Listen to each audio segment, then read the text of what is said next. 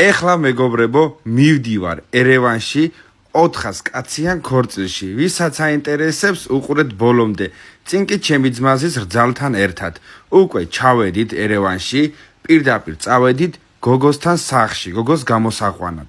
ეს კი უკვე საქორწილო სინებია, ზუსტად რა ქვია მას, არ ვიცი, ერთში ხილიალაგია, მეორეში კონიაკი, მესამეში ფეხაცმილი გოგოსი, რომელიც მოპარავენ და მერე თამს ითხოვენ, რომ დაიბრუნონ ფეხაცმელი პატარძლის.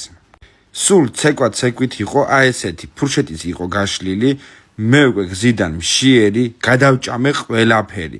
დავიწყე კრევეტებით, პანირებული, ჩვეულებრივი კრევეტი, ბლინჩიკები ვჭამე, კრუასანზე გადავედი, მერე ასეთი კანაპეები იყო, გადავჭამე ყველაფერი. აქვე უკვე პატარძალი და სიძე გამოდიან, კარი ჩაკეტეს, აქვე ნათლიამ ფული მისცა და გამოუშვეს გარეთ, რამდენი მისცა არ ვიცი. ეზოში ცეკვები აუცილებლად ნაციონალური, ტრადიციული ცეკვები, სხვადასხვანაირი, ზოგადად სომხებთან ქორწილში ესე უნდა იცეკვონ ეზოში. მერე კი წავედით უკვე ეკლესიაში. ეკლესიაში ბევრი არმა გადაღებული, კადრები გადაღებული პატარა-პატარა, თუ მოგეწონათ ესეთი ვიდეო, მომწერეთ და უფრო მეც გადავიღებ ჩემ ცხოვრებიდან საინტერესო ვიდეოებს, მარტო რეცეპტებს არ დავდებ. სანამ ეკლესიაში იყვნენ, მე და ჩემმა ძმამ და რძალმა გადაწყვიტეთ წავიდეთ ქალაქში, სადმე ნაყინი ვჭამოთ, დავისვენოთ ცოტა, იმიტომ რომ დაღლილები ვართ გზიდან. საღამოსკენ ფოტოსესიების და რაღაცების მერე უკვე წავედით რესტორანში. ეს კი ბიჭის დედაა, ესე დავხვდა თავის რძალს და ბიჭს. ლავაში დააფინა სომხური, აჭამა თაფლი და თებშები დაამტრიეს. ეს უკვე ყველაზე საინტერესო მომენტი მეგობრებო, სუფრა. ესე იყო სუფრა გაშლილი. დავჯექით თუ არა, პირველივე ცხელი კერძი წამოვიდა, წვადი.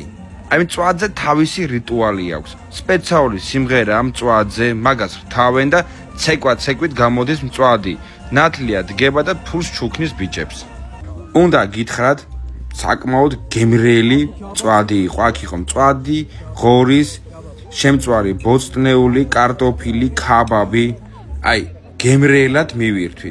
მერე კი მეორე კერძი წამოვიდა ცხელი, მესამე კერძი ცხელი და რაც თავარია, კიდევ ერთი ნაციონალური ცეკვა და უკვე ყველა მთრალი ვიყავით, ყველა ცეკობდა, ქეიფობდა. ხო, ყველაზე მთავარი დამავიწყდა პატარძლის ცეკვა. პატარძლის ცეკვა ყველაზე მაგარია ჩემთვის. პატარძალი როცა ცეკვავს, ყველა სტუმარი თითქმის და ვისაც საშუალება აქვს, სურვილი აქვს, დგება და ფულს ჩუქნის. მე ვიდექი, ვითვლიდითანს ვიღებდი. აქვე ცნობილი სომეხი მომღერლები მოდიოდნენ, მღეროდნენ, მიდიოდნენ, ტორტის დროც მოვიდა. ყველაზე რომანტიკული მომენტი ეს იყო, მეგობრებო, როცა ტორტს ჭრიდნენ.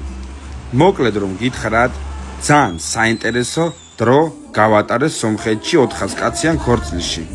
ეხლა კი ვინც უყურა ბოლომდე, დაალაიქეთ ვიდეო.